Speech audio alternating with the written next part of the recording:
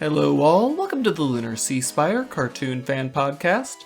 This is episode 305, and today we'll be talking about Pepper's Blanket is Missing from Summer Camp Island. I'm GC13. And I'm David. I guess I'm a sucker for any episode that starts with a mystery being read aloud. Yes, especially I love Hedgehog's narration. I love the little pizza and marshmallows acting out the story that she's telling. And God, I love Pepper. Pepper, I finally have the perspective. I just finished season 3 of Summer Camp Island very recently. I have the perspective of the whole series now, which I will, bring deep insights into our Summer Camp Island conversations now. But this is really Pepper's biggest moment to shine in the series, and I love it because, what a little monster he is. Except not really. I mean, he's insecure, and that's what he says. And there's a great little lesson here. But meanwhile, all the little vignettes we see of his day are fantastic for showcasing how much of a menace or a nuisance he can be. Yeah, Pepper is a public nuisance, public menace even, you're right. Although I will say this, Lucy, that is partially your fault for throwing the crystal ball in the first place. Just get up and walk it over to him. You don't have to be lazy. Yes, Lucy definitely had poor judgment there, but I really like how she just snapped at Pepper as soon as, she sees herself as her, future boss wearing a blazer self, and then she just acts exactly like that. Toward Pepper, she just immediately identifies the problem. You're like, you shouldn't even be walking around with a blanket, you baby. Oh.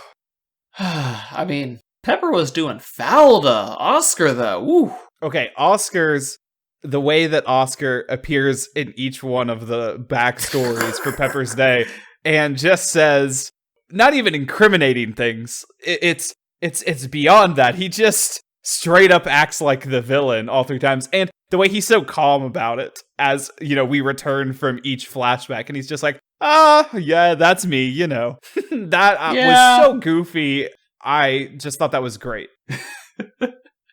Yes, I mean, it's one of those, this is a cartoon moments, but it's like, again, I like it when cartoons feel free to be cartoons. Not every single cartoon has to be, why so serious all the time.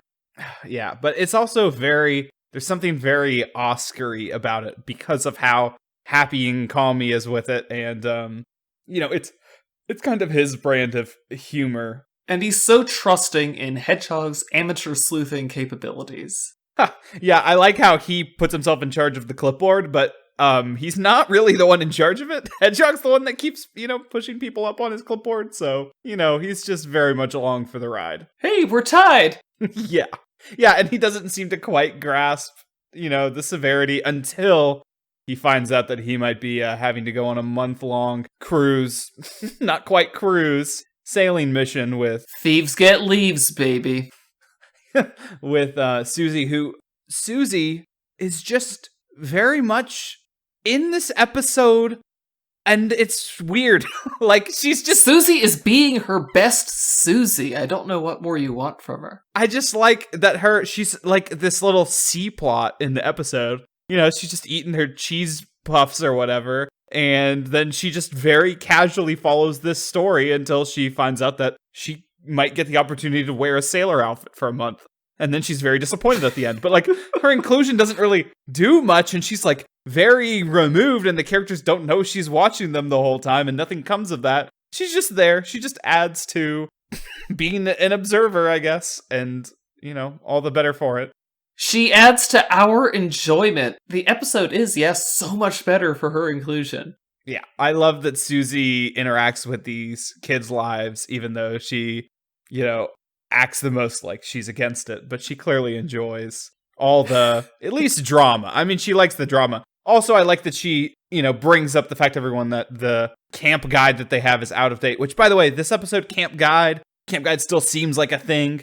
Not very important later on. Not very important at all. And I guess that's because it was out of date. So, yeah. There's your big lore drop for this episode. I mean, the camp guide is referenced several times in the first batch of 20 episodes, which I feel compelled to point out is not the first season, it's the first half of the first season. Yes, I kept getting super confused every time I saw, some places list the new episodes that are out on HBO Max as season 3, but then when you're actually in HBO Max, it says season 2, and I kept getting thrown off because I was like, no, I am watching season 3. But it's the third batch and whatever. Nothing means anything. Yeah. Ever since Steven Universe switched up how it labeled its seasons and just wrecked my mind, whatever. It's like Infinity Train. The books, there are 2 books to a season, thus far as we can tell. So, yeah, we're going to have book 4 of Infinity Train at some point, crossing those fingers, and then hopefully books 5 and 6 will be ordered soon. Yeah, that's a very Lord of the Rings-y, wrap them all together. The books in that, by the way, very arbitrary. Well, not arbitrary. To me, they're arbitrary. I'm sure some fans there's a very good reason why every book is actually 2 books. But I don't know. Are they really? I don't know. What's the point of chapters? What's the point of any arbitrary divisions in our world? Everything is an illusion. Why put a period at the end of a sentence? So Pepper, Yeah, Pepper, what about Pepper? I guess we found the anti-Ronaldo. And what exactly makes him the antithesis to Ronaldo? Because no matter what he does, people forgive him. That's very... I'm not salty, you're salty. I like that even Lucy, who immediately says, wait, we're just forgiving him now? As soon as Pepper expresses, I just want... And I like the term they use, nice attention. Susie says, I want nice attention. She's right there. Yep, and then she's right there smiling with the rest of them. That was such a Summer Camp Island ending. I love it. I mean, I know we've said wholesome over and over again about the show, but I just like that all the characters come together. And they're not always like that, but it's just funny what moments or what things they choose to say, oh yeah, of course. Of course we understand that people want nice attention sometimes, and they deserve it, and there's no bigger lesson. I love that.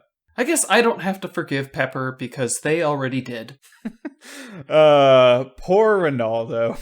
I mean, Pepper's the kind of guy who's hard to hold a grudge against him for long, so I think Pepper will be just fine with me. That's the thing. Ronaldo's voice is obnoxious, and no one has a truly obnoxious voice on Summer Camp Island. That's really, unfortunate. I'm trying to figure out where an obnoxiously voiced character would even fit, and I can't think of anywhere. I know. Even someone who might be used as a... What's his name? Oh, because he's been featured in Summer Camp Island episodes, and now I'm forgetting his name. Famous actor.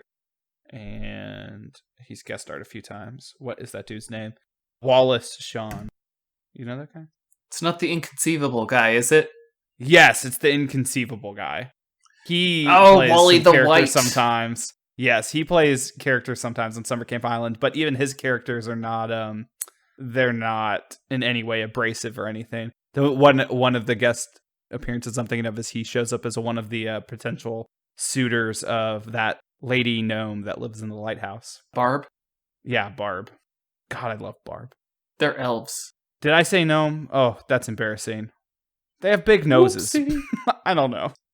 But yeah, there's no one in Summer Camp Island is intended to be annoying, though, which is another feature of the show that is unique from other kids shows. Other kids shows think that obnoxious characters are just very entertaining to children. And is that the case? I don't know. I mean, some shows are completely premised on that. Like, never forget Fanboy and Chum Chum, am I right? Like, what if just the whole show was painful to watch, That apparently is something some kids enjoy. I've never run a focus group on what children find to be funny, but they do have a different sense of humor than perhaps the more refined palate such as you or I. Yeah, refined palate.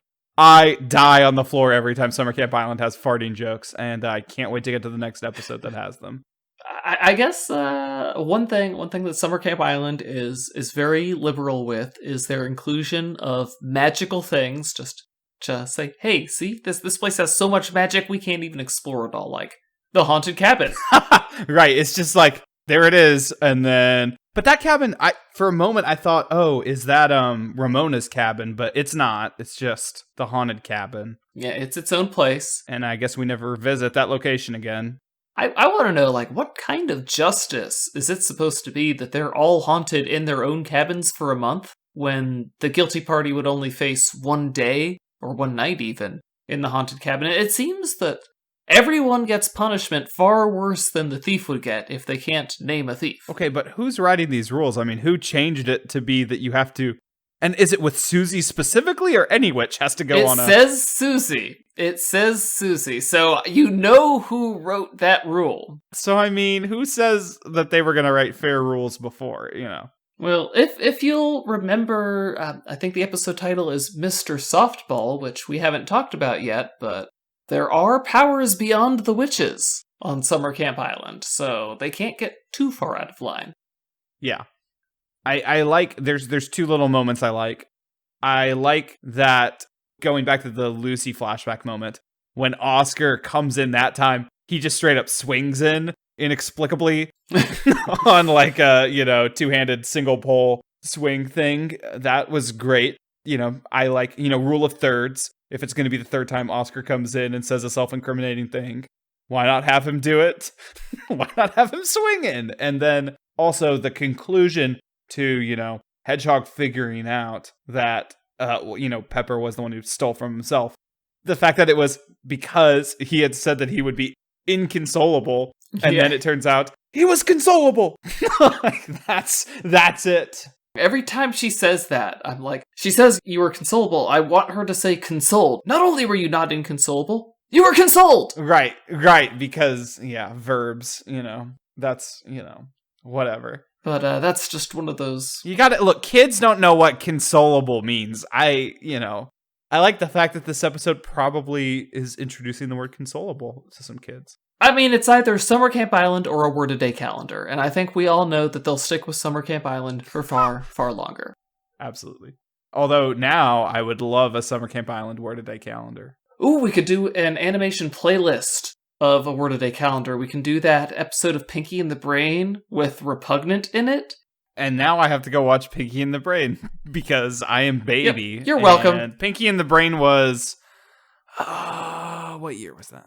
I don't know when it was. I feel like 1995. So that was literally 1 year before my little baby birth. Ooh, we like to keep it old school here. Yeah, that was just before me time. Like, the only way I know Animaniacs is watching, like, Watch Mojo on YouTube, being like, top 10 most dirty jokes in cartoons. Number 8, fingerprints. And you're like, oh, okay. Animaniacs, got it. Numbers 10 through 3, Animaniacs.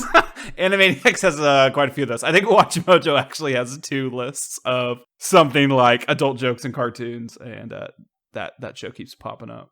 I do love Susie voicing her approval for the 12 Months of Max calendar.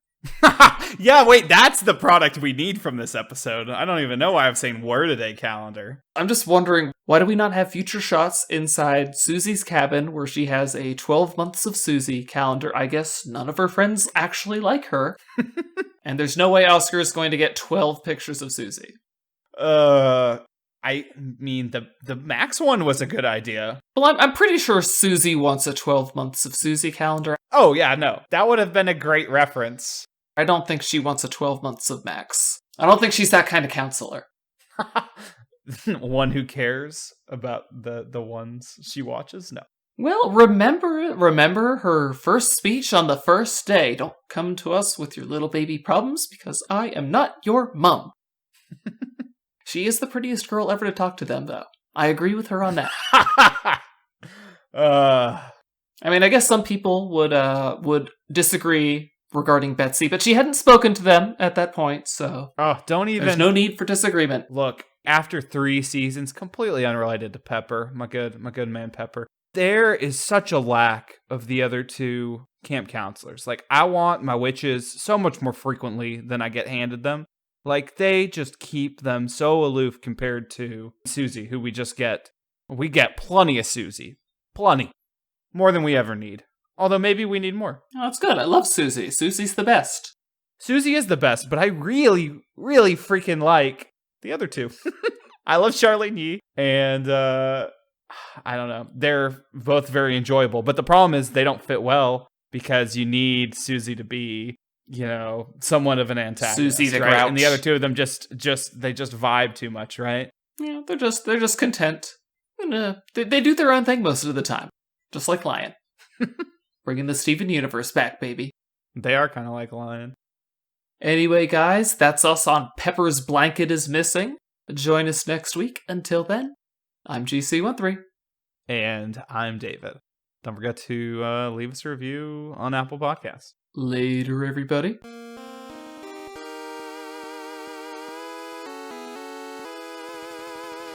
Our opening and closing music is by Mark Soto.